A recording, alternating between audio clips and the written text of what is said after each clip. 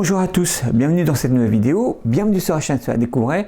Alors aujourd'hui nous voici pour la deuxième partie de Linux. Oui, aujourd'hui on va installer Linux sur les machines à base de PowerPC et sur les anciennes machines à base de Mac Intel. Vous allez le voir, c'est pas de tout repos et il y a pas mal de choses à prendre en compte. Prenez en compte surtout que le fait d'installer Linux sur une machine à base de PowerPC ou sur un ancien Mac Intel ne marche pas forcément. Voilà, il faut faire des essais sur quelle machine vous allez installer, quelle version de Linux, etc. Donc moi je vais vous donner des procédures d'installation pour des versions de Linux, pour des machines à base de PowerPC et à base de anciens processeurs Intel. Mais après, à vous de faire une batterie de test et surtout d'essayer la meilleure version qui ira sur la machine sur laquelle vous voulez installer Linux. Donc aujourd'hui, on installe Linux sur les machines à base de PowerPC et sur les anciennes machines à base de Mac Intel. Allez, c'est parti!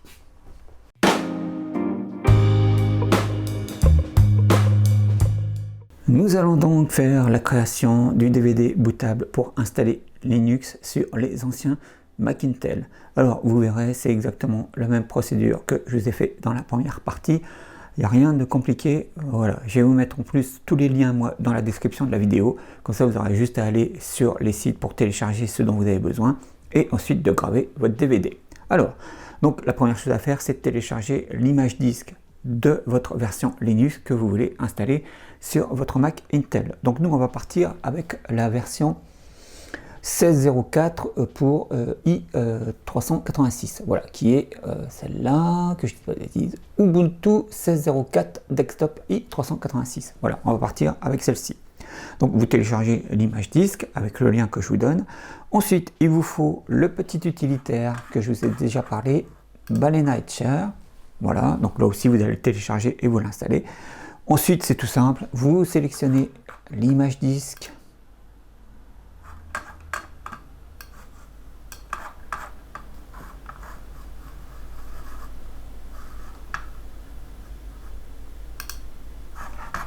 Que vous voulez installer donc sur votre Mac Intel. Bon, voyez-moi avec toutes les images disques que j'ai fait pas mal de tests.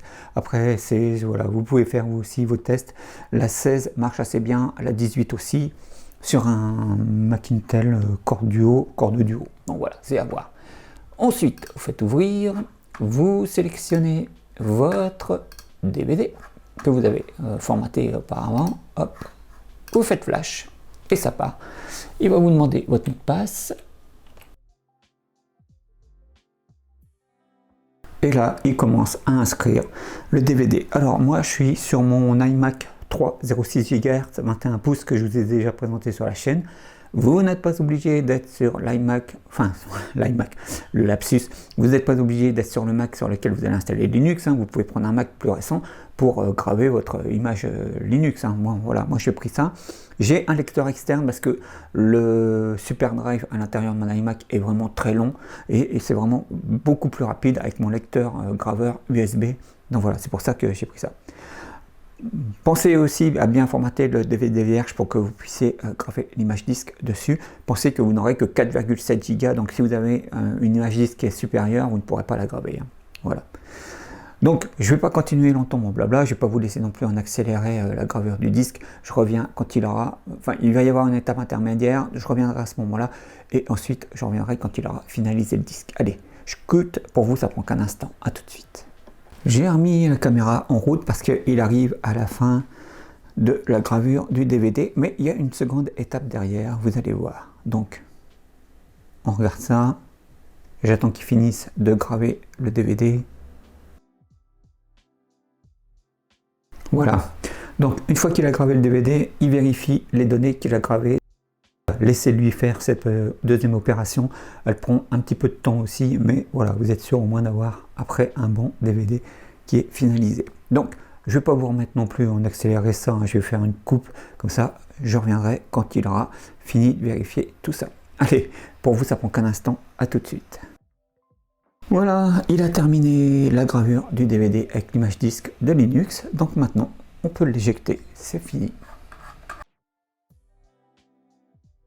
Et voilà, maintenant on va pouvoir passer à la deuxième étape et télécharger l'autre petit utilitaire dont on a besoin. Allez, je refais une cut. Pour vous, ça prend qu'un instant. À tout de suite.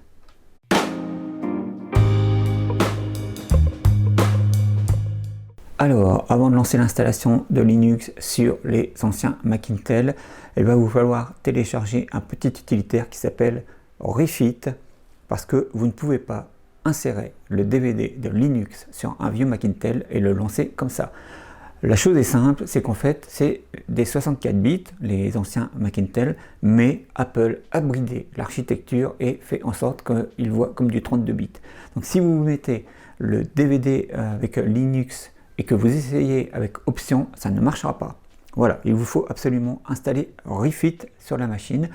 Refit, lui, va ouvrir le firmware et va vous permettre, après, avec la touche option, de démarrer sur le DVD où vous aurez Linux. Donc, ne vous inquiétez pas, là aussi, je vous mets le lien dans la description. Sinon, vous tapez Refit MacOS dans la recherche Google et vous tomberez sur les sites qui proposent ce petit utilitaire. Donc, bon, on le télécharge. Vous prenez, voilà, Mac, vous prenez 0114, hop, oui, d'accord. Hop, il lance le téléchargement et ça y est. Ensuite, il vous suffit donc de le copier sur une clé USB ou un autre support, d'aller sur le Mac où vous allez installer Linux, mais on va voir ça ensemble, ne vous inquiétez pas. Donc, une fois que vous avez téléchargé Refit, on peut passer à la troisième étape. Allez, à tout de suite. Alors, nous allons faire l'installation de Linux sur un Mac Intel assez ancien. Donc moi, je suis parti sur un iMac 17 pouces à 1,83 GHz Intel Core Duo. C'est même pas un Core 2 Duo. Il a 2 Go de RAM et comme carte graphique, il a une ATI X1600 avec 128 Mb de RAM. Donc vous voyez, c'est vraiment pas un foudre de guerre. Donc, vous vous dites, bon, il suffit que je mette mon DVD d'install dans l'iMac et je le redémarre et il va booter dessus et je vais pouvoir installer Linux. Non, non, non, non, non. Avec Apple, ça ne marche pas comme ça. Parce que même si c'est une machine 64 bits, en fait, Apple a bridé le système de façon à ce qu'il le voit comme du 32 bits. Donc, si vous vous rappelez, juste avant, je vous ai dit qu'il fallait télécharger un petit utilitaire qui s'appelle Refit. On va donc le lancer. Voilà, voilà. Et donc là, il vous suffit de l'installer. Il va vous dire ça. Vous faites continuer. Vous faites continuer. Vous faites accepter. Et là, dans personnaliser, il faut que vous fassiez ceci. Refit File System. C'est marqué. Et là, parce que ça vous indique EFI Driver for the Linux File System Externe 2 et 3 et Reset FS. Voilà, donc il faut bien que vous cochiez cette option supplémentaire. Ensuite, vous faites installer. Alors, vous rentrez votre mot de passe.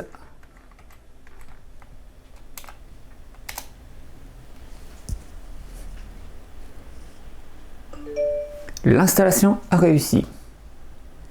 Vous faites fermer et maintenant, il va falloir que vous rebootiez 2 fois la machine pour qu'il prenne en compte Refit. Vous allez voir. C'est très simple. Donc, on va acheter, hop, on va placer ça dans la corbeille. Et puis, lui, on verra après.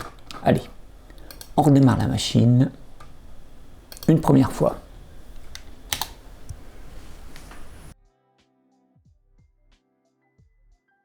Ceci étant fait, maintenant on redémarre une seconde fois la machine. Et maintenant, voilà, il vous a pris Refit, et ce qui vous permet donc, ce qui va vous permettre de booter sur le DVD de Linux. Donc là, il est sur la partition d'Apple, sur le disque dur, donc il va démarrer automatiquement, hein, si je le laisse comme ça. On va valider. Et maintenant, on va pouvoir lui mettre notre DVD de Linux.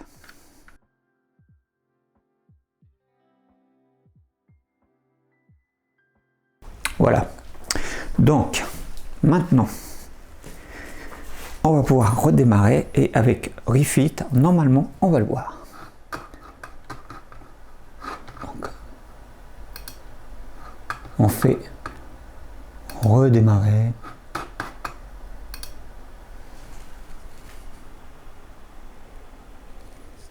Alors, des fois, ça marche pas du premier coup, il faut réessayer plusieurs fois. Donc ben, vous voyez, il a pris en compte et le petit pingouin apparaît. Donc vous le sélectionnez et vous bootez dessus. Voilà. Alors j'espère que je ne me suis pas trompé. Moi je pars sur Ubuntu 16.04, hein, pas 18. Parce que vous pouvez essayer avec la 18. Des fois ça marche, des fois ça marche pas.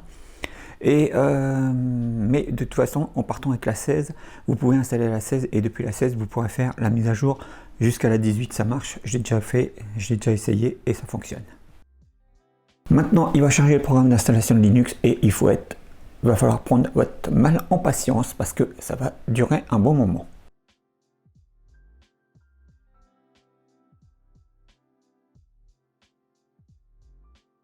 Voilà, après un long moment, nous sommes devant l'écran d'installation de Ubuntu. Alors, une chose très importante que j'ai encore oublié de vous dire avant de lancer l'installation, c'est il faut que vous ayez votre Mac sur lequel vous installez Linux câblé pour une connexion internet en filaire, parce qu'il ne trouvera pas le Wi-Fi, donc c'est même pas la peine d'essayer avec du Wi-Fi. Il faut vraiment que vous ayez une connexion internet filaire pour pouvoir installer en plus tout ce qu'il a besoin d'installer. Voilà. L'autre chose, c'est que moi j'ai un lecteur DVD interne sur l'iMac et un lecteur externe et mon graveur externe. J'ai pris le lecteur externe qui est vraiment plus rapide. Voilà, si vous avez une vieille machine, pensez à ça. Les lecteurs sont très longs et donc si vous avez un lecteur externe USB, favorisez plutôt ça parce que sinon ça va prendre beaucoup de temps avec le vieux lecteur interne. Voilà, donc on va lui installer Ubuntu. Donc, on va choisir français. Voilà, ensuite on lui fait installer Ubuntu. Alors là, il le décoche essayer, mais vous pouvez, normalement il charge le système en entier et qui vous permet de l'essayer avant de l'installer sur le disque dur. J'ai jamais compris pourquoi ils font ça, mais bon, bref. Alors oui, oui.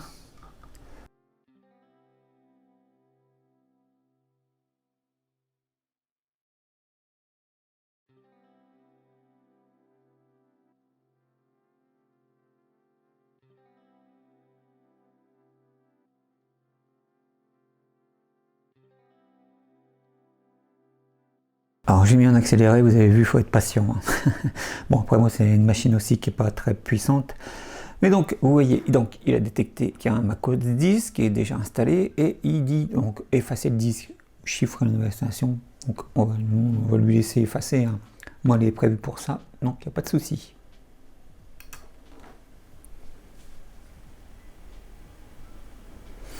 Donc oui.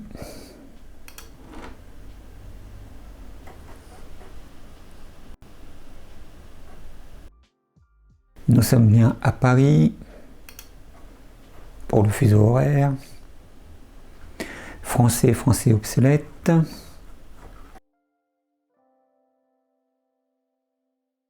Non, ouvre automatiquement. On va pas lui demander de mot de passe à chaque fois. Après ça c'est à votre choix, hein.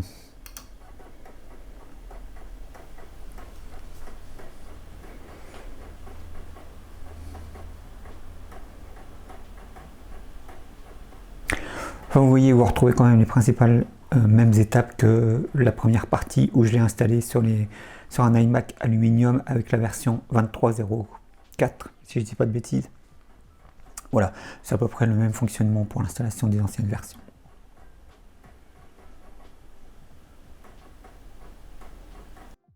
Voilà, donc c'est reparti pour maintenant l'installation. Il va copier les fichiers, il va installer le système, il va le configurer et après il va demander d'en redémarrer en ouvrant le médium. Donc soit je ferai une cut, soit je mettrai en accéléré. Bon, ça sera un des deux. Allez, à tout de suite.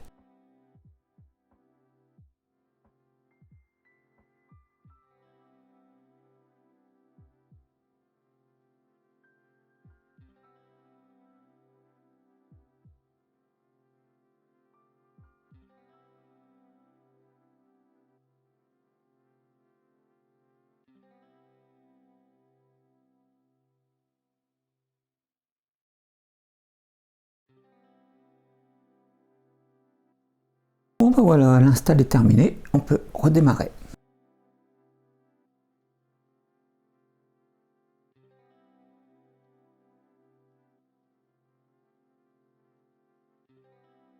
Il a éjecté automatiquement le DVD en Press Enter. Vous inquiétez pas, hein, il vous met un point d'interrogation, mais bon, qui est après le démarrage sur Linux. Vous voyez, c'est quand même... Voilà, Linux, en plus vous avez vu pendant l'install, il faut des tas de lignes de commandes, on ne sait pas, il met des trucs, failed, erreur, on ne sait pas si ça a marché, si ça n'a pas fonctionné. C'est ce qui me saoule, moi, déjà, dès l'installation de Linux, vous voyez, c'est fatigant, moi je trouve. Ensuite, donc là, je suis parti avec la 1604, j'avais essayé la 1804, ça n'a pas fonctionné. Parfois ça fonctionne pas, donc ça aussi, c'est... On va retrouver le même problème donc sur cet iMac que sur les avec le 2304, c'est-à-dire qu'il ne va pas reconnaître le Wi-Fi. Mais ma bidouille que je vous ai donnée dans la première partie fonctionne sur tous les iMac Intel, parce que c'est du Broadcom aussi qui a dedans en carte Wi-Fi. Donc il suffit de retaper les lignes de code et il retrouve la carte Wi-Fi. Voilà. Si ça peut vous aider. Bon, maintenant, il faut être patient le temps qu'il démarre. Voilà, vous voyez, c'est violent quand même. Vous passez d'un écran noir. C'est ça qui me tue moi aussi avec Linux. C'est pourquoi ils n'ont pas fait un écran de chargement comme Apple qui met sa pomme, un truc qui permet de patienter. Là, on a un écran noir. On ne sait même pas si ça fonctionne ou pas. Bon, bref. En tout cas, l'autre chose que je tenais aussi à vous dire, c'est que comme pour la première partie de Linux, ayez un clavier et une souris PC. Hein. Ça sera mieux qu'un clavier et une souris Apple.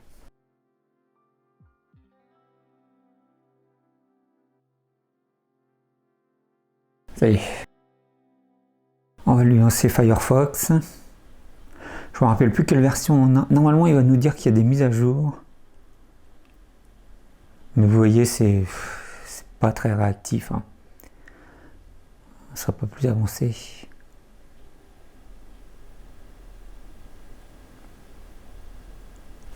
Donc, on est avec quelle version?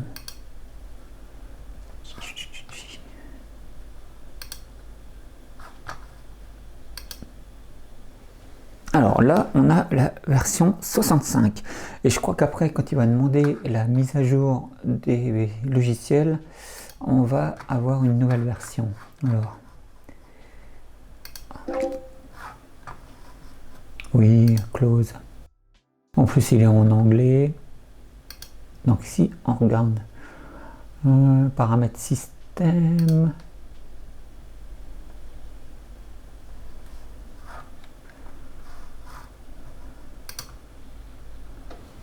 Voilà, donc là vous avez les infos de votre matériel. 2 Go, Intel 1,83. Voilà. La carte graphique. Système d'exploitation 32 bits. Voilà. Alors, est-ce que c'est...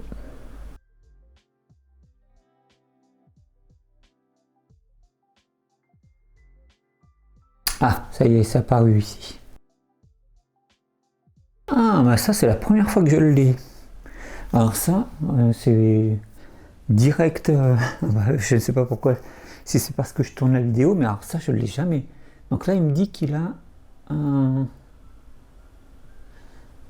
logiciel de Wi-Fi pour la Broadcom BM4311, donc visiblement on pourrait l'utiliser. Ok. Bon bah c'est super. Alors je vais fermer et visiblement donc il a trouvé des mises à jour. Voilà. Donc on fait installer. Donc là on avait la version 65, c'est ça, ou 69 de Firefox. Et donc avec la 10.7, on fait quand même un saut, hein, parce qu'avec la 10. Donc celui-là est limité à la 10.75 ou même à la 10.68 je crois, mon Cordio. Et donc si je voulais lui installer Firefox, il faudrait que je lui mette une version 40 je crois, ou même moins, hein, je crois. Je mettrai tout ça en incrustation de texte pour vous dire de quelle version on fait un bond par rapport à la 10.7, pour voir si c'est intéressant de passer à Linux ou pas en fait. Zoug, après des mises à jour interminables, il a enfin terminé. Terminable, terminé. Donc on va redémarrer maintenant et vous avez vu, j'ai un moment j'ai remis la caméra en marche parce que il a mis à jour Firefox, donc on va avoir une nouvelle version de Firefox après le redémarrage. Je vous ai épargné le redémarrage de l'iMac. Alors normalement, on va regarder Firefox. Nous devons avoir une nouvelle version de Firefox. Je crois que c'est la version 88 qu'il installe, si je me rappelle bien. Et maintenant, il est en français. Alors qu'avant, rappelez-vous, il était en anglais. Oui, voilà, version 88. Donc là, vous voyez, c'est intéressant quand même parce qu'avec la version 16.04, vous faites quand même un grand bond en avant avec Firefox par rapport à la 10.7 qu'il accepte, ou la 10.68, je crois, le corps du haut. Donc voilà, là, c'est vraiment un gain. Alors par contre, maintenant, est-ce qu'on va arriver à l'ère du YouTube? Je suis pas sûr. Peut-être du 480, et encore. Mais par exemple, si vous avez un iMac blanc, quoique, si vous avez un iMac blanc et que il est par exemple cadencé à 2 ou 2,2 GHz avec un corps de duo, je pense que ça peut être plus intéressant. Hein. Je pense que ça peut être, Linux peut être une alternative intéressante à ce niveau-là. Là, sur un corps duo à 1,83 GHz, il y arrive. Il y arrive. Si mes vidéos vous plaisent, n'hésitez pas à les liker. Et assez réactif. Alors là, on est à combien? 480p, ouais, je m'en doutais. Je m'en doutais. Ouais, il a un peu de mal déjà, 480. Je pense que si on se met... en 360, il devrait mieux y arriver. Ouais, voilà. Donc, voilà, il arrive à lire du 360p. 480, il commence à peiner. On va essayer du 720, mais j'y crois pas du tout.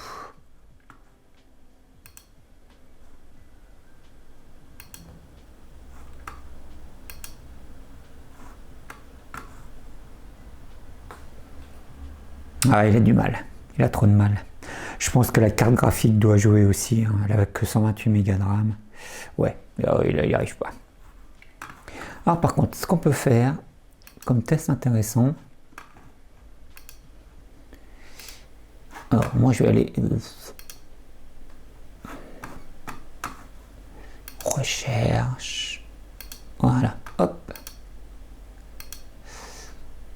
On va regarder si on peut regarder un live. J'y crois pas non plus.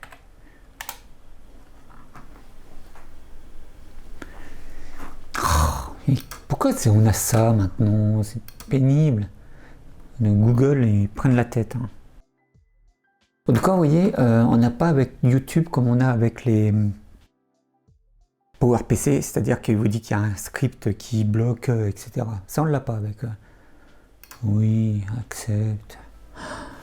Alors, si on regarde n'importe quoi, Fortnite, ils sont tous sur Fortnite. Podasai Fortnite, Papesan, je ne connais aucun. Kameto, regardez ça, c'est juste pour voir. Il affiche le chat, mais le flux vidéo, il a du mal. Si. Alors Twitch, ça c'est aussi, c'est devenu une horreur. Ils me mettent 36 000 pubs et puis avant d'accéder au live, c'est... Ah donc si, ouais, on a quand même... Alors c'est pas très fluide, hein, mais... Ouais. Il me met en combien? En qualité auto. Si on le met en 360...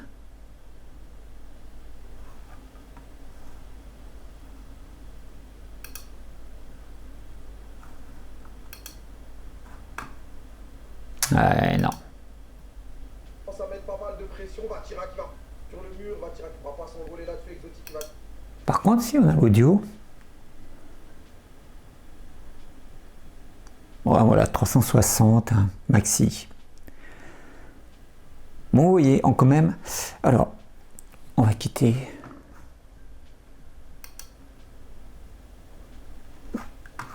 Si je regarde, oh, ça c'est quoi? Amazon?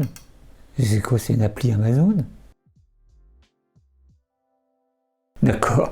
Ok, bon. Et ça, cherchez sur votre ordinateur. Ah oui, donc là c'est là que ça affiche. Vous avez le logiciel. Voilà. Là vous allez avoir, je sais pas trop, les documents. Ok, la musique, vidéo, appareil photo. Pas de photo. Ok. Et puis là, ok. D'accord. Très bien. Alors. On va regarder paramètres système. Hop, détail. Ok, donc on est en 16.04. Oui. Donc, vous voyez quand même la 16.04 par rapport à la 10.6, je sais jamais pour le Cordio, c'est à 10.68 je crois. Donc, amène quand même une meilleure version de Firefox où vous pouvez faire un petit peu de choses pour surfer. On passe à la version 88.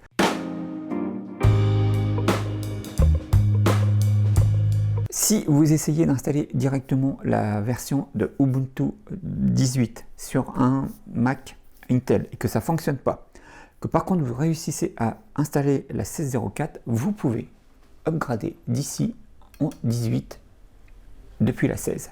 On va le faire ensemble. Par contre, je vais vous lancer l'installation de la 18 et je ferai une cut. Je reviendrai quand il aura fini l'installation et je vous montrerai qu'il est bien passé en 18. Je l'avais fait sur un appareil, je ne me rappelle plus lequel. Ça a fonctionné, il m'a bien mis un jour en 18.04 et après j'ai été impossible. Cependant, voilà, il vous dit le logiciel sont à jour. Cependant, la 18.04. Alors par contre, avant de faire la mise à jour, je vais regarder un truc. C'est pas ça. Ça doit être là. Voilà, connexion. Connexion filaire, information, modifier les connexions. Ah bah non, on n'a pas le Wi-Fi. Donc c'est bizarre. Bon, c'est pas grave. On va rester. On va lui dire. On va valider. Mais je le répète, si vous avez ce problème qui ne reconnaît pas le Wi-Fi, il vous suffit donc d'aller dans le terminal et de rentrer les mêmes lignes de commande que dans la version 23.04 et ça fonctionne aussi. Alors je pense que je me suis planté quelque part. Et il faut, au lieu de valider, il faut faire mise à niveau, je pense. On rentre son mot de passe.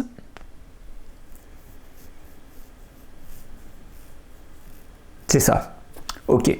Donc en fait, voilà, quand il vous dit que le logiciel sont à jour, mais qu'il y a la mise à niveau vers la 18.04, en fait, il ne faut pas valider, mais il faut faire mise à niveau. Et donc là, on va faire mettre à niveau. Donc moi, c'est ce que j'ai fait la dernière fois. J'ai lu. Donc il vous dit plein de trucs, il vous donne plein d'infos à chaque fois, si vous avez un problème, etc. Après, c'est pareil, il dit pareil, donc ça vous met dans l'installation, vous avez vu, ils vous disent que vous pouvez aller sur des forums, etc. Mais c'est un bazar. Si vous posez une question, les gens, alors même si la communauté est très réactive, vous n'aurez pas de réponse tout de suite. Donc voilà, moi je trouve que c'est pénible ce genre de... Il devrait faire un système un peu plus fignolé quand même. Bon, après sur les vieilles bécanes.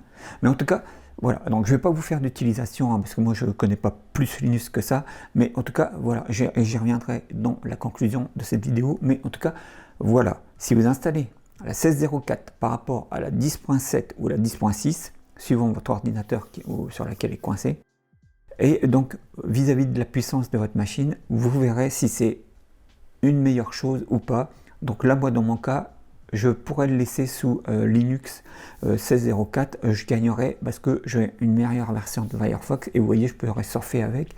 Et puis donc je peux faire du traitement de texte et tout ça. Donc c'est à prendre en compte. Allez. On lance la mise à niveau. Par contre, elle est très longue. Hein. Donc, je vais faire une coupe à partir du moment où il la lance. À partir du moment où il l'a mis en marche, je vais cutter. Et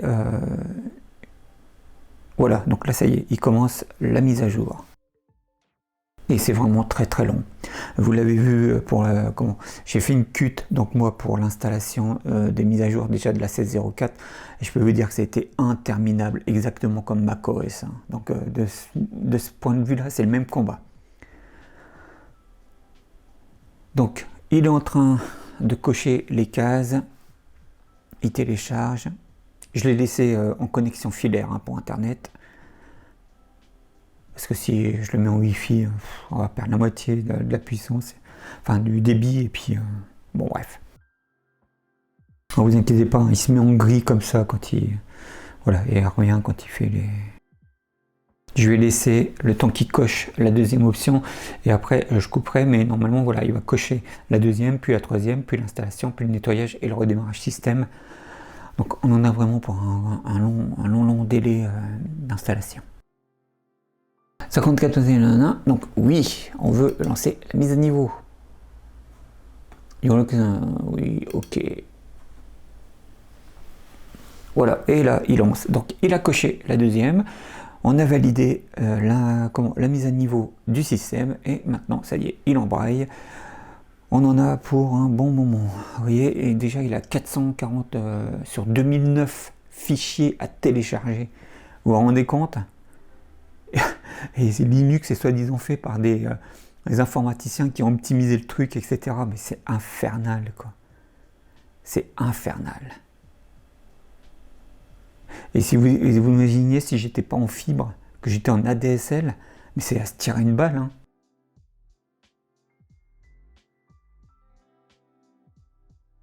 Bon, ben voilà, il a eu l'obtention maintenant au niveau paquet.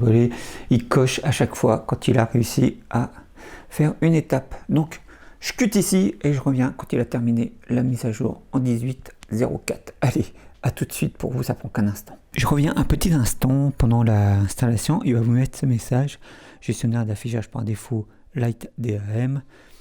Et si vous regardez, vous avez soit ça, soit GDM3. Donc moi j'ai laissé Light DRM, ça a bien fonctionné. Donc vous faites juste suivant et vous allez reprendre la suite de l'installation de l'upgrade. Voilà. Allez, je recoupe et je reviens quand il a terminé la mise à jour vers la 18.04. A tout de suite. Donc nous sommes toujours dans l'installation de la 18.04. Là, je pense que là il arrive vers la fin. Donc là vous allez avoir ce message. Est-ce que vous voulez supprimer les paquets obsolètes? Donc moi je conseille de supprimer. Hein. Ça sert à rien de garder des trucs qui ne servent à rien. Hop. Voilà, donc vous voyez, installation de la mise à niveau, il l'a fait aussi. Et donc maintenant, il va faire le nettoyage et ensuite redémarrage du système. Voilà. Je refais une cut et je reviens quand il a terminé. A tout de suite. Donc voilà, la mise à niveau est terminée et on va lui dire de redémarrer maintenant.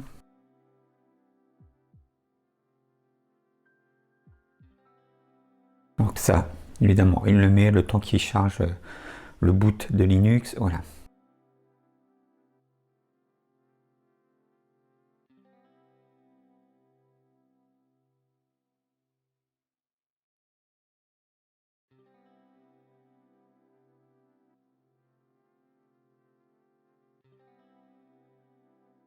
Mais voici en vitesse normale, donc ça y est, normalement on doit être avec la 18.04. Bon, ça, s'en fiche. Ça, on va lui dire non. Voilà, terminé. Et donc si on va... Voilà, on est en Ubuntu 18.04. Donc vous voyez, si vous n'arrivez pas à installer la 18.04 directement, comme moi avec cet iMac, donc vous installez la 16 et vous faites la mise à niveau depuis la 16 et ça fonctionne très bien. Donc maintenant je vais voir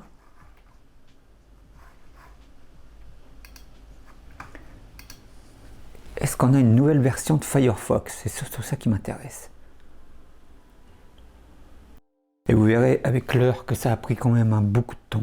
Ça a pris un certain temps pour faire la mise à niveau. Après, prenez aussi en compte la puissance de la machine.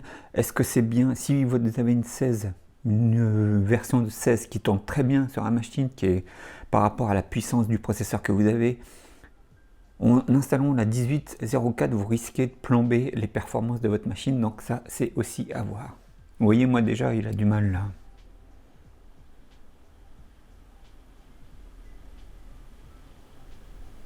Voilà. Normalement, on doit être avec la dernière version ou pas loin.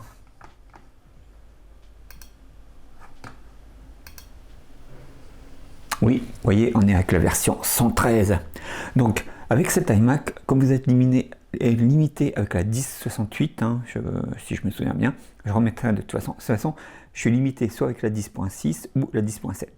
Donc, j'ai accès qu'à un Firefox version 40, je crois, ou 30, même moins.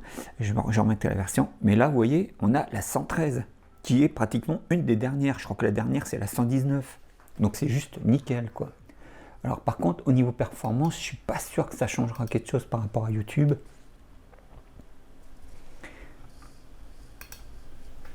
Je reste en filaire, je reste en connexion filaire. Je vais vous montrer la bidouille pour remettre le Wi-Fi comme sur la version 23.04, ça marche aussi, hein, vous allez voir. Ah si, ça le fait. Ouais, ça le fait. Ouais, ça le fait vraiment.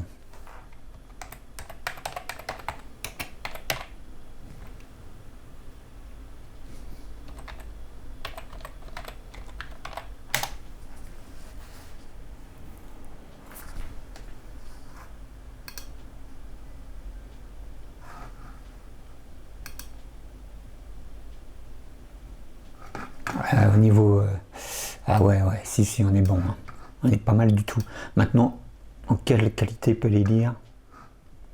Oh, il a gardé mes réglages, c'est marrant ça. Alors, on est en quoi? On est en 720p.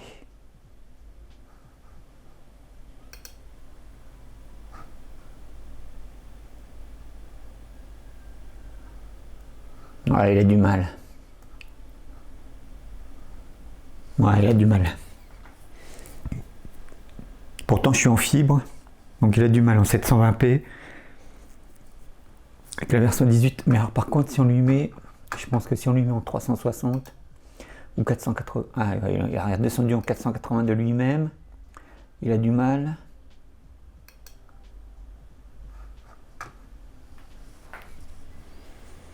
Ouais, 360. Et alors, je voudrais voir, je sais que je vais être chiant avec ça, mais je voudrais voir, est-ce que ça change quelque chose? Je pense pas, hein, c'est la puissance de la machine qui joue après.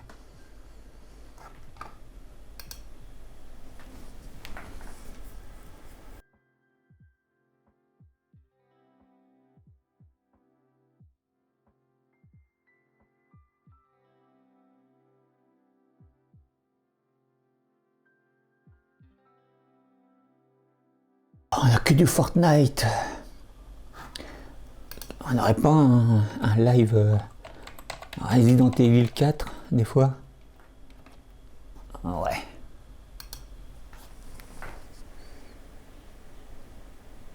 Bah voilà.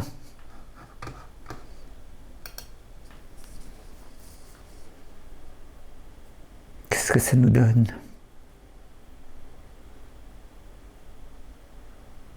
Oui.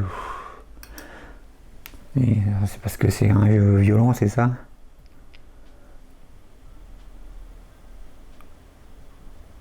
Ouais, on peut regarder des lives. Vous voyez, donc cette machine qui est limitée à la 1068, vous pouvez avec Linux avoir accès quand même au net. En plus, là vous avez une version de Firefox qui est vraiment très récente, donc au niveau sécurité c'est nickel. Donc vous pouvez aller consulter vos mails, et en plus si on va sur... Ah, hop, puisque ça fait du live, je pense que si on va sur Amazon, par exemple, il n'y aura pas de problème. Qui peut le plus, peut le moins, ouais, voilà. Donc ça redonne quand même une vie à votre vieux Macintel.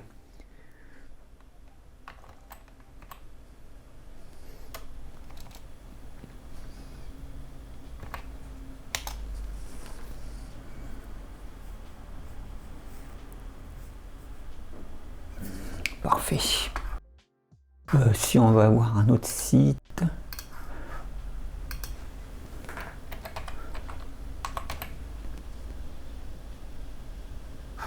c'est pas ça. Hop, c'est là.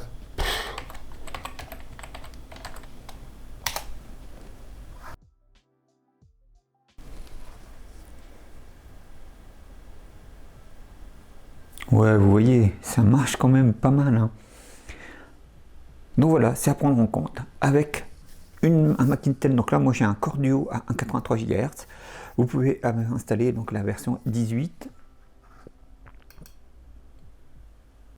Il me semble que j'avais essayé la version 20, ça n'avait pas fonctionné, et puis la dernière version, la 23, ne fonctionne pas dessus. Donc bon voilà, ça sert à rien d'essayer. Mais voilà, la version 18, vous avez une version de Firefox voilà, assez récente. Donc pour surfer déjà, c'est déjà pas mal. Ensuite, vous avez alors,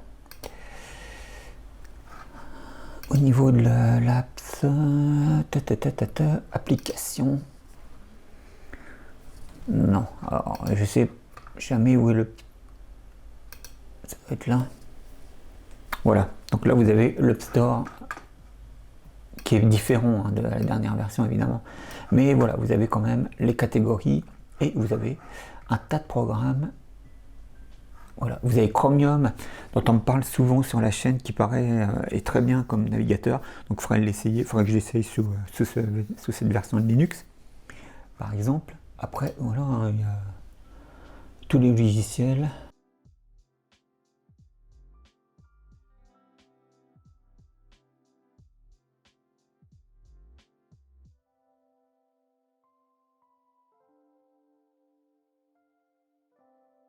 Ah, voilà, vous avez un tas de soft. Donc j'arrête ici donc pour l'installation. Je ne vais pas faire d'utilisation parce que voilà, je ne connais pas trop Linux, je n'ai pas installé de logiciel pour cette version. C'était juste pour vous montrer l'installation sur les vieilles machines, sur les vieux Mac Intel. Je vous ai montré la version je vais vous montrer donc la version PowerPC aussi qui est un peu plus compliquée, mais en tout cas voilà, vous pouvez installer Linux 16.04 et ensuite faire la mise à niveau vers la 18.04, ça fonctionne bien. Et vous avez donc une version de Firefox récente et tout un tas de soft à votre disposition pour répondre à vos besoins sous Linux. Je vais revenir de toute façon sur tout ça dans la conclusion de la vidéo. Allez, maintenant on passe à la suite de la vidéo, c'est parti. Alors, avant de passer à la conclusion de la vidéo, je vais vous remontrer donc la procédure pour récupérer le Wi-Fi avec votre carte Wi-Fi sous Ubuntu 18, c'est exactement la même que la 23.04. Donc, vous vous mettez avec le terminal.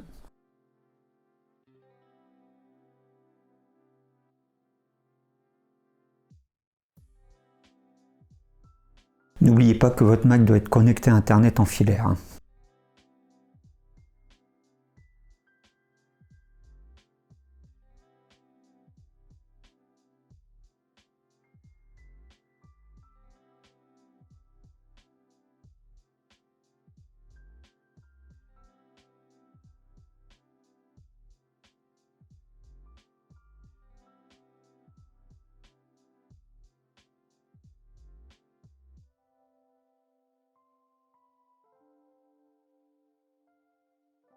Voilà, et maintenant on lui met la dernière commande.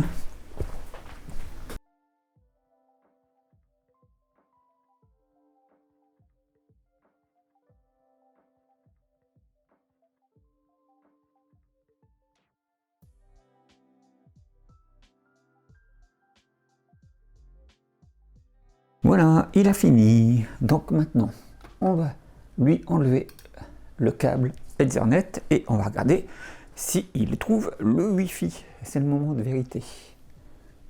Hop, je le débranche. Voilà.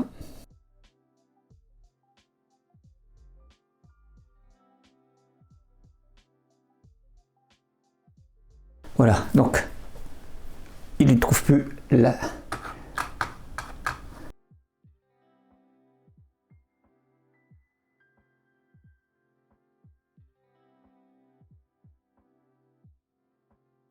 J'avais oublié, une fois qu'on a tapé, il faut redémarrer pour qu'ils prennent en compte les pilotes.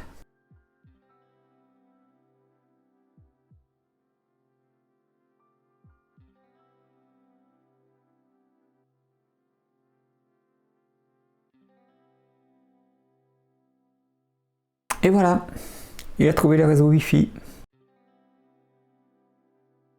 Bon, voici, j'ai fait une petite cut le temps de me connecter en Wi-Fi. Alors, ça, voilà, ça, vous allez l'avoir régulièrement. Moi, je ne sais pas pourquoi il met ça, alors qu'il a bien installé les trucs. Bon, bref. Donc, on fait pas, ne pas envoyer. Ça ne l'empêche pas de fonctionner. Hein. Et maintenant, alors voilà, il se déconnecte. Il va se reconnecter. Voilà. Alors, on va regarder si ça fonctionne. Mais je sais que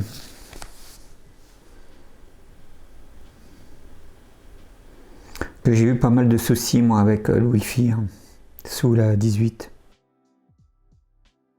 Voilà, bon, voilà. Donc, vous voyez, en fait, dans les iMac, c'est que du Broadcom. Donc, en fait, la manip que je vous ai donnée pour la 2304 marchera dans les autres iMac, parce que c'est que du Broadcom. Et donc, il charge et pilote de la Broadcom. Voilà. Ok, j'ai fait une petite cut parce que j'ai fait des tests Wi-Fi, bon, qu'on va fonctionner. Donc, voilà, gardez ma méthode de télécharger les pilotes via les lignes au terminal et ça fonctionne très bien en Wi-Fi. Moi, il est toujours en Wi-Fi, ça marche nickel. Ensuite, donc pour vérifier si votre version de Firefox est à jour, enfin si vous avez la dernière version et que vos logiciels sont à jour, c'est cette icône là qui est donc logiciel. Voilà, quand vous allez ouvrir, il va vous dire qu'il télécharge le catalogue, etc. Et ensuite, vous vous retrouvez avec 3 onglets, tous installés et mis à jour. Et donc, vous allez dans mise à jour et vous cliquez sur la petite flèche ici et il va vous faire un checking pour voir si votre logiciel est à jour. Et s'il l'est, il vous le mettra. Voilà. En installé, je ne sais pas ce qu'on a. Ah bah, il vous met déjà ce que, ok, les applis que vous avez déjà installées sur le disque dur. Parfait.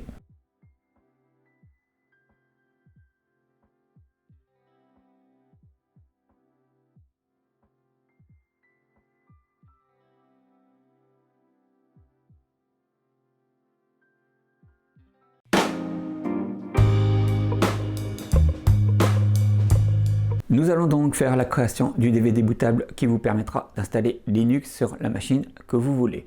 Donc nous, aujourd'hui, on fait pour le PowerPC. Donc il va vous falloir télécharger pour commencer l'image ISO du Linux version PowerPC que vous voulez installer sur la machine. Vous inquiétez pas, je mettrai tous les liens dans la description de la vidéo. Comme ça, vous aurez juste à cliquer sur le lien, vous tomberez sur la page où vous aurez juste à télécharger l'image disque. Une fois que vous aurez chargé l'image disque, il vous faudra aussi un petit utilitaire qui s'appelle Balena Etcher. Voilà, donc là aussi, je vous mettrai le lien pour le télécharger. Vous inquiétez pas. Donc vous téléchargez Balena Etcher et vous téléchargez l'image ISO disque que vous avez besoin de votre version de Linux pour PowerPC. Ceci étant fait, prenez un graveur DVD. Alors moi je prends un graveur externe parce que les graveurs internes des machines, comme moi c'est mon iMac là 21 pouces à 306 GHz que je vous ai déjà présenté sur la chaîne, vous n'êtes pas obligé d'être sur la machine sur laquelle vous allez installer Linux. Hein, voilà. Donc vous vous mettez sur une autre machine et vous gravez l'image disque et ensuite vous revenez sur la machine sur laquelle vous voulez installer Linux. Donc moi j'ai mis un graveur externe parce qu'il est vachement plus rapide et ça va prendre beaucoup moins de temps. J'avais essayé avec le graveur interne, il est vraiment trop long. Voilà, c'est juste un petit détail. Si vous avez que le graveur DVD de votre machine, vous faites avec. Donc, une fois que vous avez téléchargé votre image disque, alors moi vous avez vu avec mes essais, en fait j'ai téléchargé pratiquement toutes les images disques des versions de Linux dont j'avais besoin. Donc nous aujourd'hui on a besoin de ça, Ubuntu Met 16.04 un update desktop PowerPC. Donc, on y va. On ouvre Balena Etcher. Voilà. Ensuite, donc, Flash from File.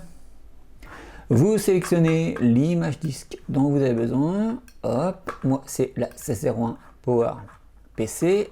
Hop, ouvrir. Ensuite, il vous dit Select Target. Donc c'est là qu'il faut vous mettre hop, un petit DVD. Il vous dit que vous avez mis un DVD vierge. Vous faites OK. Comme ça, il monte sur le bureau.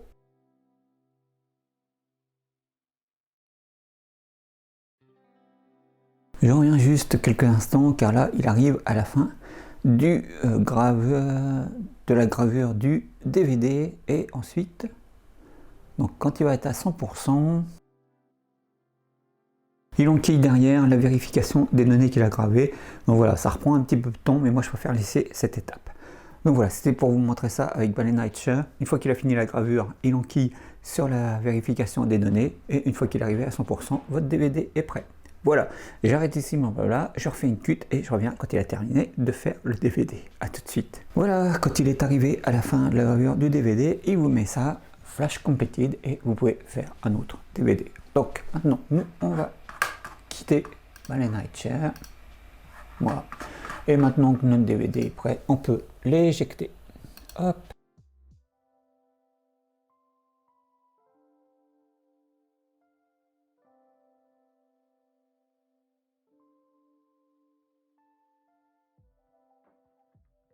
Oui, alors ça c'est un petit bug.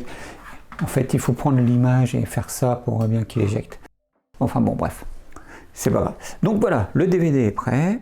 Vous avez vu, hein, c'est très simple, c'est comme la version Macintel, hein, pour la procédure.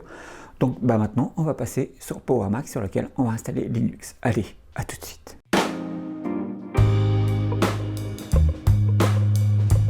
Alors, nous allons faire l'installation de Linux PowerPC sur un Power Mac. Personnellement, j'ai choisi un iMac G5. Après, suivant la machine que vous allez choisir, ça va plus ou moins vous poser des problèmes. Je vous mettrai moi dans la description ce que j'ai fait comme test sur quelle machine. Mais par exemple, j'ai essayé d'installer sur un Power Mac G5 dual core 2x2 GHz, ça n'a pas fonctionné. J'ai essayé sur un autre qui est le même modèle, mais il avait moins de RAM et une carte graphique un peu moins puissante, je crois. Et pareil, un dual core 2x2 GHz, et là ça a fonctionné. Donc c'est vraiment aléatoire pour Linux. Normalement sur l'iMac G5 ça doit fonctionner. Sachez qu'il y a beaucoup de problèmes avec les cartes graphiques ATI, Radeon, visiblement vis-à-vis de Linux, ils n'arrivent pas à trouver les pilotes, etc. Voilà, donc vous voyez à l'écran, donc moi j'ai choisi l'iMac G5 20 pouces à 2 GHz que je vous ai déjà présenté sur la chaîne. Donc pour installer Linux, ça va être tout bête. Vous prenez votre DVD donc, que vous avez gravé avec la méthode que je vous ai montrée, vous l'insérez, voilà, et il vous le lit, et il vous met bien que c'est un Ubuntu Mate, voilà, si vous regardez que c'est bien la 16.04. Donc à partir de ce moment-là, c'est tout simple, vous faites un redémarrage en appuyant sur C, sur la touche C, et il va booter sur le DVD si votre image disque a bien été gravée. Allez, on y va. Avant de lancer l'installation, par contre, n'oubliez pas une chose absolument importante, veillez à ce que votre Mac sur lequel vous allez installer Linux soit connecté à Internet en filaire. Si vous êtes en Wi-Fi, vous allez perdre le réseau Wi-Fi et vous ne pourrez pas télécharger tout ce qu'il faut pour que Linux fonctionne bien. Donc veillez à avoir une connexion filaire sur votre Mac. Voilà, allez, on y va. Moi il est connecté, donc je peux redémarrer. Parfait, je sais qu'il a bien pris le DVD parce que Linux vous met un écran noir, voilà, avec ce message là. Donc là vous avez le message qui vous dit que vous pouvez lancer donc le boot soit avec Live, et sinon si vous ne savez pas et que vous êtes dans le doute, vous pressez juste Enter. Donc nous on va juste presser Enter. Et normalement il va booter sur l'écran d'install.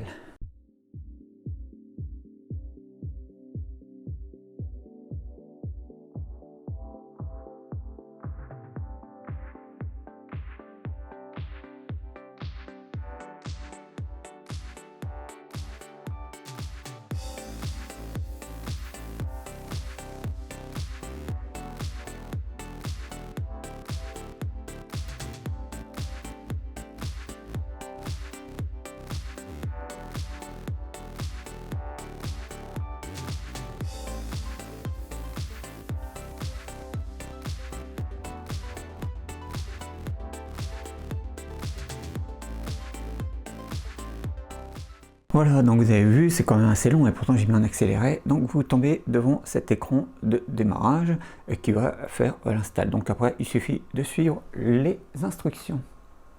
Donc on fait continue. Voilà, et là il vous met ce petit écran qui vous permet de faire Install Now. Voilà. Sachez que là déjà c'est opérationnel, hein, Linux, vous pouvez l'essayer comme ça ou l'installer directement sur le disque dur. Sinon, si vous ne voulez pas de cette interface, vous pouvez quitter et faire l'install en cliquant depuis ici, il n'y a pas de problème. Donc nous on va utiliser la petite interface. Voilà. Maintenant il suffit de suivre la procédure.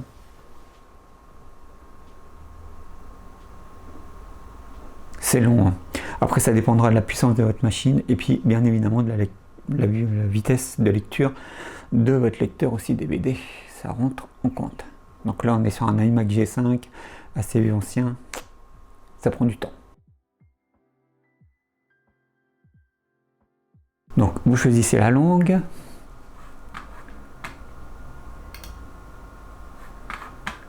continuer. Donc là, cochez-lui les deux, télécharger pendant l'installation et installer les logiciels tiers, vous en aurez besoin. Et il faut que vous soyez connecté donc à Internet, voilà, via une connexion filaire pour qu'il vous mette ces deux options.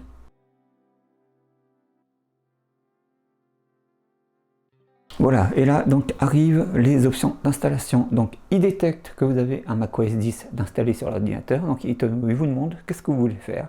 Est-ce que vous voulez effacer le disque et installer Ubuntu, chiffrer une nouvelle installation, donc voilà. Sur les nouvelles versions, il vous dit qu'il peut l'installer aux côtés de macOS 10, moi je vous le déconseille. Donc nous on va effacer le disque et puis installer Ubuntu, on va pas faire cohabiter les deux systèmes. Allez. Donc là, il vous met un petit message d'alerte, comme quoi il va effacer et partitionner le disque, et que toutes les données seront perdues. Où êtes-vous? Est-ce qu'on est bien à Paris? Oui. Là, il vous demande pour le clavier, donc français, variante obsolète. Et maintenant, donc c'est la création de votre compte. Alors, choisir un mot de passe, donc il vous demande si vous voulez ouvrir la session automatiquement ou si vous voulez qu'il vous demande le mot de passe à chaque ouverture de session. Donc nous on va faire ouvrir automatiquement, ça sert à rien, c'est chiant de demander tout le temps le mot de passe quand il ouvre la session. Et maintenant commence la longue installation. Donc je vous mets en accéléré et on se retrouve quand il a fini. Allez, à tout de suite.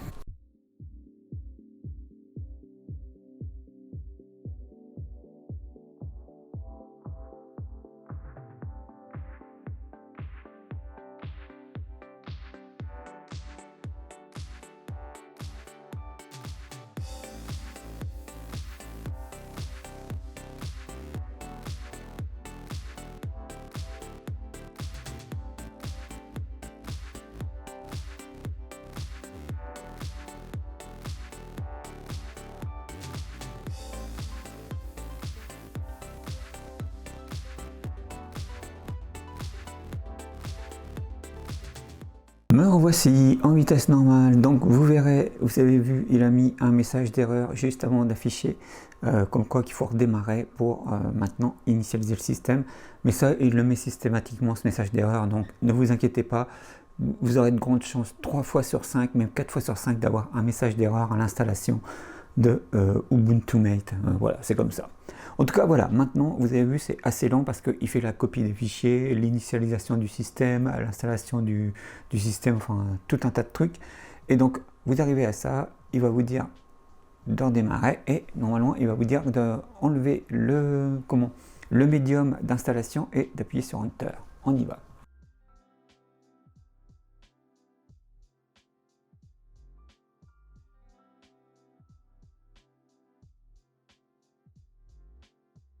Donc voilà, et il a éjecté le DVD et maintenant il suffit de presser Enter. Et maintenant il va redémarrer sur le disque système. Enfin sur le HD plutôt. Alors sachez que vous pouvez lui installer sur un disque dur classique ou un SSD, ça fonctionne que sur l'un ou sur l'autre. Hein. Sur le port Mac G5, moi j'avais un SSD dedans, ça a fonctionné. Voilà, ça ne prend pas en compte. Maintenant, voilà. Il va booter.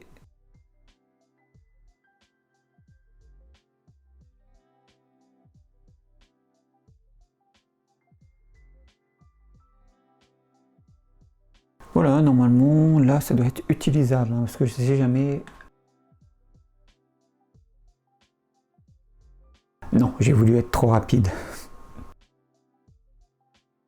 Bon, bah ça maintenant vous pouvez quitter. Hein. On va le décocher. Voilà. Et là, normalement, c'est utilisable. Voilà. Donc, si je vais dans... Bon, là, vous avez... Normalement... Ah. S'il ne le fait pas automatiquement...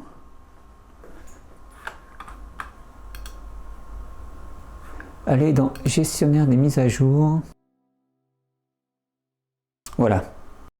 Et là, normalement, il va vérifier qu'il y a des mises à jour à faire.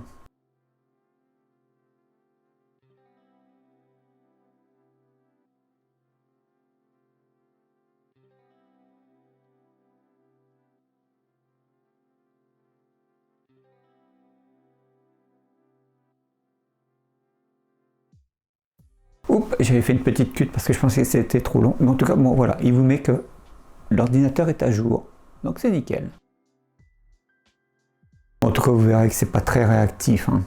Et vous allez voir. Ouais, alors il vous dit que vous pouvez installer la 18.04, mais vous ne pouvez pas hein, sur PowerPC. C'est que sur les Mac Intel. Ça marche d'ailleurs assez bien. Je l'ai fait moi sur les anciens Mac Intel. C'est-à-dire que quand vous installez la 16 et que vous passez à la 18, ça marche. Mais là, en PowerPC, vous ne pouvez pas.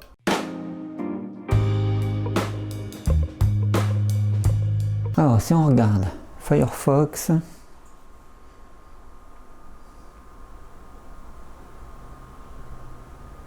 là je suis toujours connecté en filaire parce que je suis pas sûr qu'il trouvera ma connexion. Alors, quand on regarde, donc là vous avez la version 47 sous Ubuntu 16, donc voilà, vous gagnez pas vraiment hein, par rapport à la 10.5. Hein. Je me rappelle plus, ah peut-être si, parce que la 10.5 vous avez peut-être une version 16 ou 17, je sais pas. Mais même de toute façon, si vous allez, il n'arrivera pas. Hein.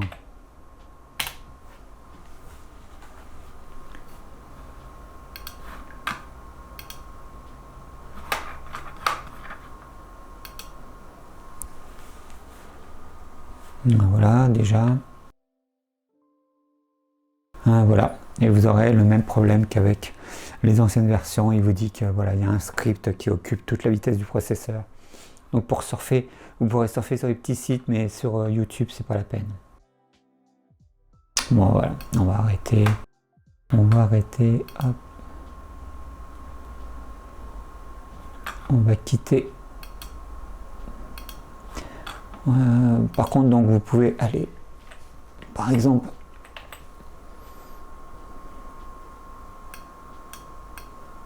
il m'a gardé. Hop.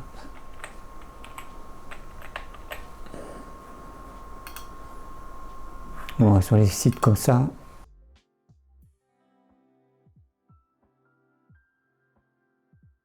Il n'y a pas trop de problème, il y arrive, mais c'est vraiment, c'est quand même poussif. Hein.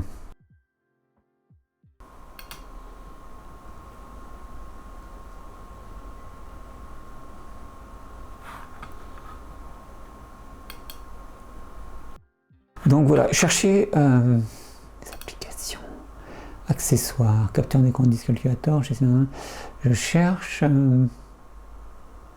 normalement bureautique, outils système, éditeur, moniteur système.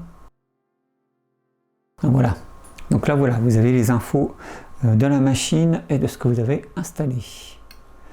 Voilà, donc Ubuntu 16.04 LTS, noyau Linux, voilà, mémoire donc 2 Go, c'est un PowerPC 970 FX Activated, et voilà, j'ai 200 Go sur le disque dur. Donc voilà, c'est vraiment...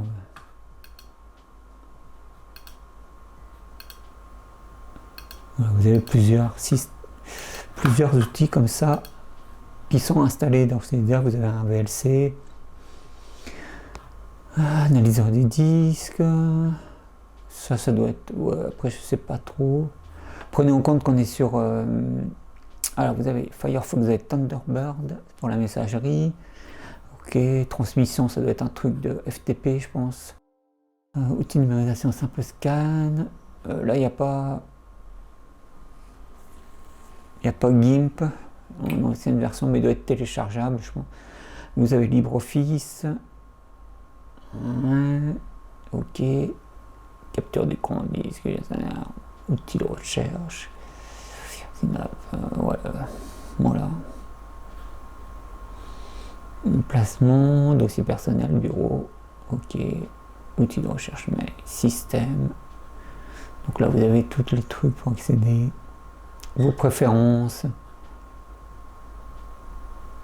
Ouais.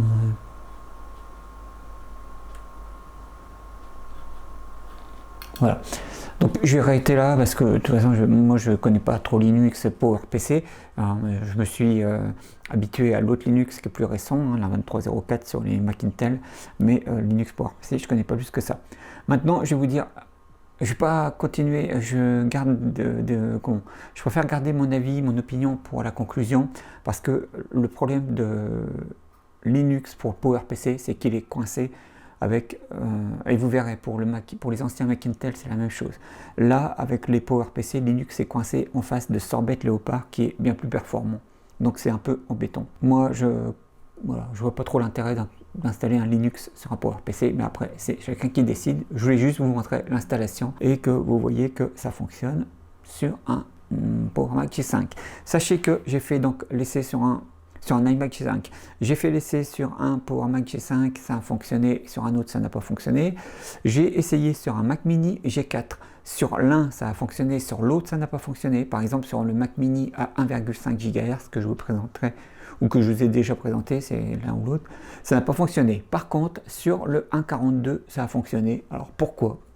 Comme je dis, c'est au petit bonheur la chance, c'est un peu embêtant.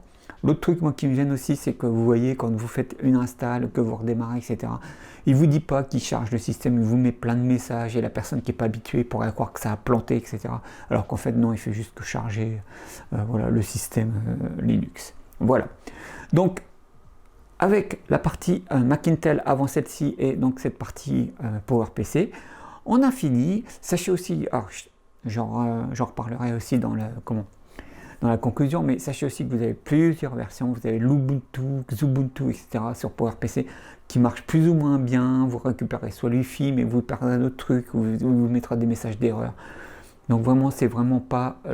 je ne sais pas si c'était comme ça à l'époque où il était encore supporté par le PowerPC, parce que ce qu'il faut voir aussi, c'est que la technologie PowerPC est morte, et que maintenant qu'il n'y a plus de support de la part de la communauté Linux PowerPC.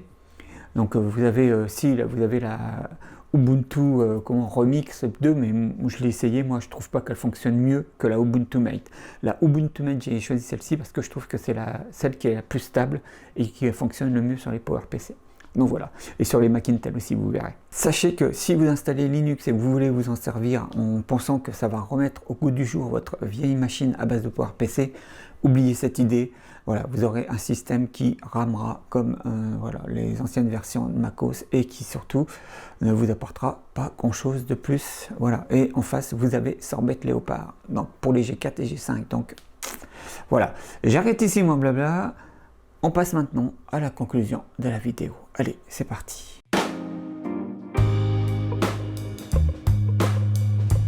Nous voici arrivés à la conclusion de cette deuxième vidéo sur Linux.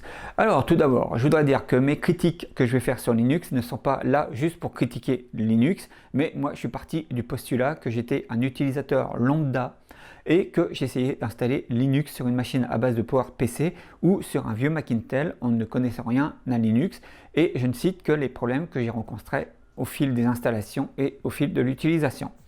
Donc tout d'abord, pour Linux, moi je trouve que le problème avec les Mac, c'est qu'il est coincé entre une version de système existant déjà. Que ce soit pour le Mac ou pour les PC, si vous avez un Mac qui accepte une des dernières versions de macOS ou une des dernières versions de Windows, eh bien la dernière version de Linux ne vous servira pas à grand chose. Je ne vais pas répéter ce que j'ai déjà dit dans ma première vidéo, mais voilà, plutôt que vous amener des choses supplémentaires, ça vous amène même des choses en moins.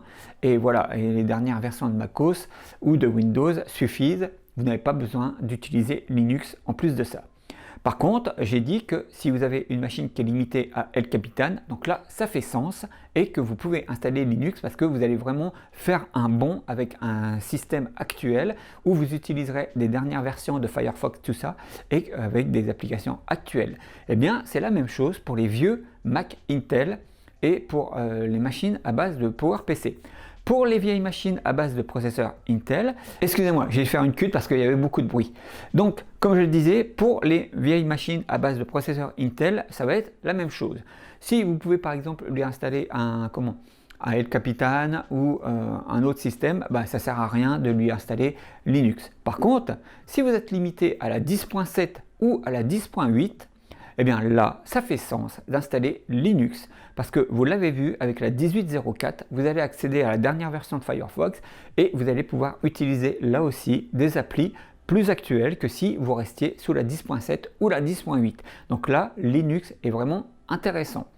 Par contre, pour le PowerPC, eh bien, c'est la même chose. Il se retrouve en concurrence avec Sorbet Leopard qui, de mon point de vue, est plus performant que la version de Linux que vous pourrez lui installer sur la base du PowerPC. Donc c'est la 16.04 sur PowerPC de Ubuntu Mate et face à Sorbet Leopard, moi je trouve qu'il est moins performant. Voilà, vous aurez peut-être une version de Firefox un peu plus actuelle que si vous gardiez une 10.5, mais vis-à-vis de Sorbet Leopard, le Safari qui est fourni avec Sorbet Leopard fait plus son boulot et en plus vous avez des applis dans Sorbet qui sont plus performantes je trouve que la version de Linux que vous pouvez installer sur le PowerPC. Voilà. Maintenant, concernant la compatibilité des machines, je ne peux pas vous dire si ça marchera ou si ça ne marchera pas la machine sur laquelle vous allez vouloir installer Linux.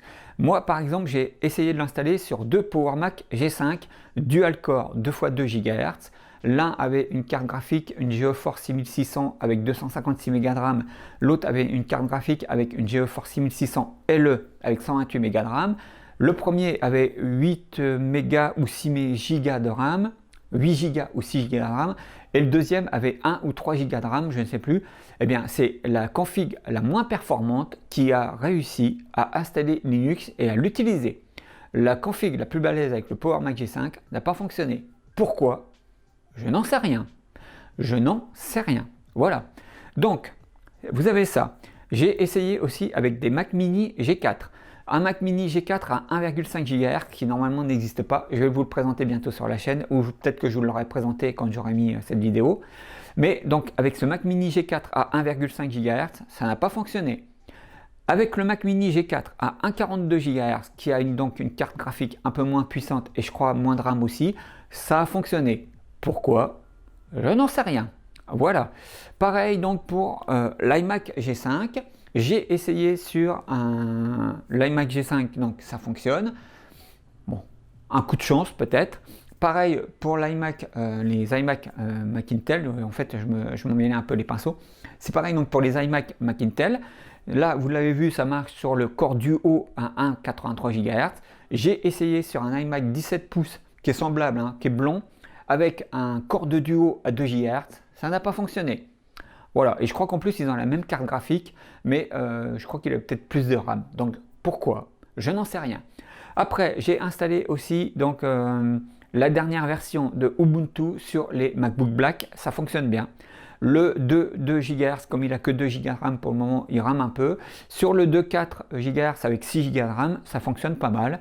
Ça tourne, mais ne vous leurrez pas. Linux, comme les autres systèmes, est dépendant de la puissance de votre machine. Donc, ne vous attendez pas à des folies avec des vieilles machines, ça ne le fera pas. Voilà. Ce que j'ai oublié de dire aussi pour l'installation, quand vous lancez l'installation de Linux, eh bien, avant de vous lancer là-dedans, pensez à vous connecter à Internet en filaire.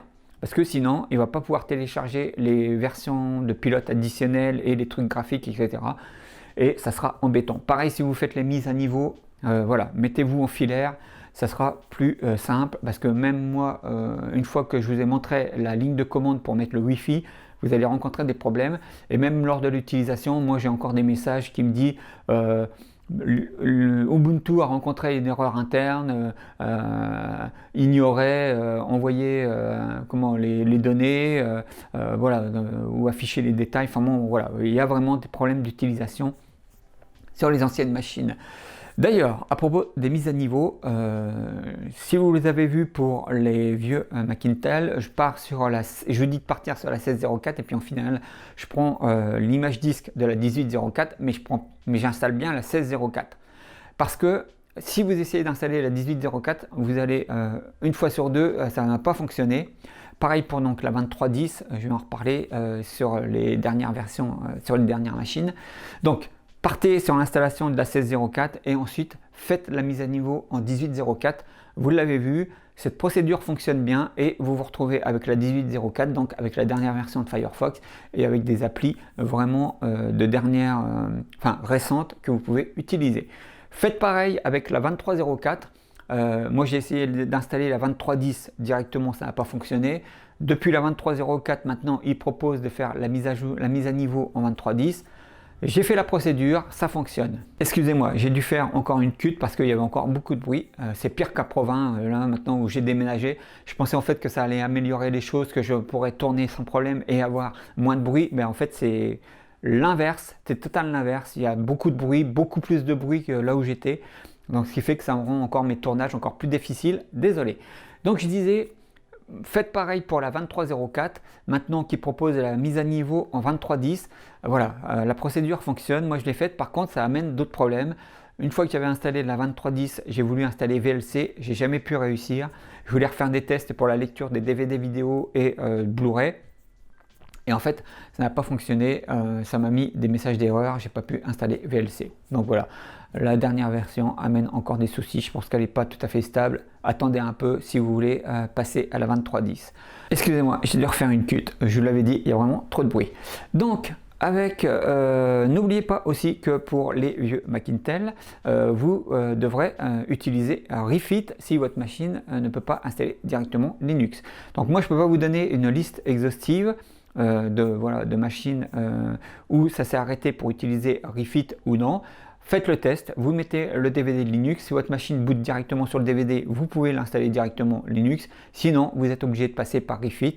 Bon, c'est le truc qu'Apple a fait avec les 64 bits, 32 bits, bon, c'est un truc bidon encore, mais bon voilà, il faut le faire si vous voulez installer Linux sur certaines vieilles machines à base de processeurs Intel. Vous avez donc les variantes de Linux, moi je me suis concentré sur Ubuntu, mais vous avez les variantes, vous avez Adeli Linux, vous avez Debian. Alors Debian, c'est une horreur, mais vraiment une horreur.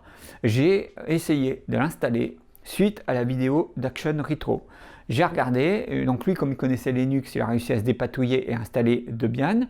Et suite à sa vidéo, il y avait des commentaires, j'ai lu les commentaires et dedans, il y a une personne qui lui écrit « Ah, mais c'est moi qui ai créé ces images disques, je te remercie d'avoir fait remonter l'erreur, j'ai corrigé les images disques, maintenant vous pouvez les télécharger et ça fonctionne. » J'ai téléchargé les images disques, j'ai essayé d'installer Debian sur plusieurs machines, ça n'a jamais fonctionné. Ça n'a jamais fonctionné. Debian est une horreur. Quand vous faites déjà l'install, il vous demande déjà de rentrer les serveurs où il doit aller charger ses pilotes et tout ça. Comment nous le savons? Comment on peut le savoir? Et quand vous cherchez sur les forums, et que même je suis tombé donc sur une communauté qui donne des infos, c'était toujours avec Action Retro, il donne un forum où vous pouvez aller télécharger une image de Debian qui soi-disant fonctionne, et vous avez toutes les infos d'installation, une procédure d'installation qui normalement fonctionne. Ça ne fonctionne pas. Ça ne fonctionne pas. Quand vous rentrez les serveurs qu'ils indiquent dans la description de la procédure et que vous utilisez leur image disque, ça ne fonctionne pas. À la fin, il dit « J'ai pas pu installer, nanana, c'est une erreur fatale, merci, au revoir ».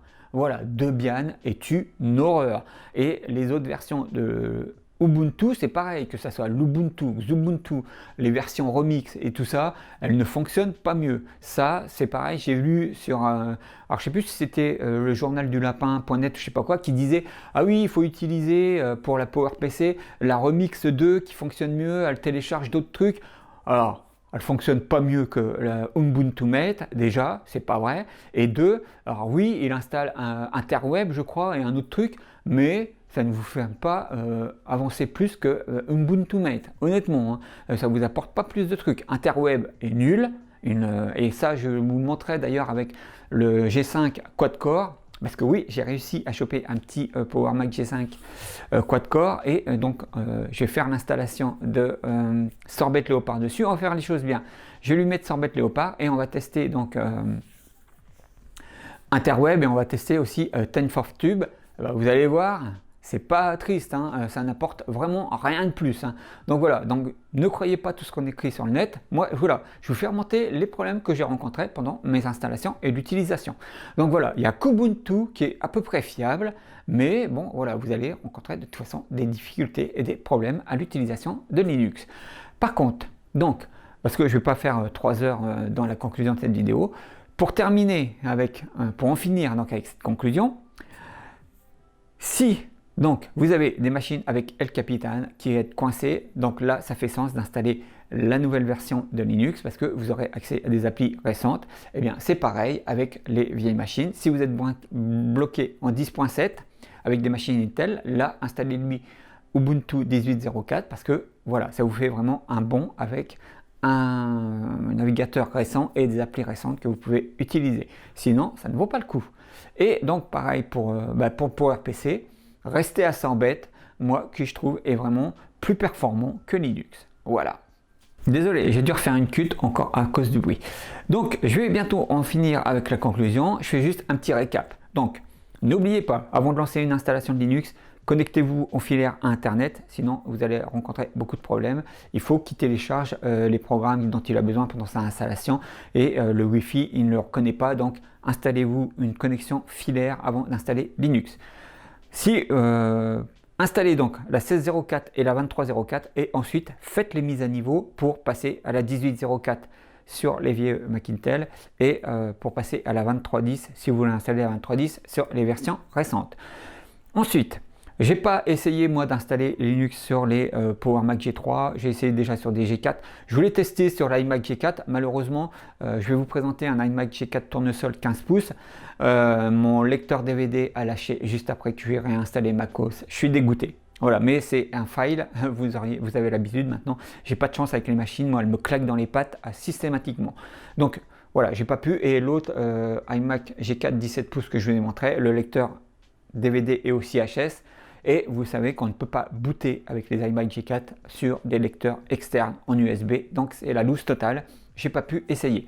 Sur les G3, je me suis pas risqué à essayer de lancer une install de Linux PowerPC sur les G3 parce que je l'ai dit, Linux c'est comme les autres systèmes, il dépend de la puissance de la machine et je pense que ça n'aurait pas donné grand chose mirifique. Donc voilà. Mais vous pouvez essayer, hein, et si vous avez un G3 bleu et blanc, essayez l'install. Si ça fonctionne et que vous avez des performances, eh bien allez-y. Sinon, voilà, laissez tomber, n'essayez pas d'aller plus, de faire plus que le roi, comme on dit. Enfin, c'est pas ça tout à fait. Donc, pour en finir avec cette partie de Linux, j'espère que ces 2 vidéos vous auront aidé, qu'elles vous auront apporté des éclaircissements sur les installs, les problèmes qu'on peut rencontrer, et tout ce qu'il faut prendre en compte quand vous vous lancez dans l'installation de Linux.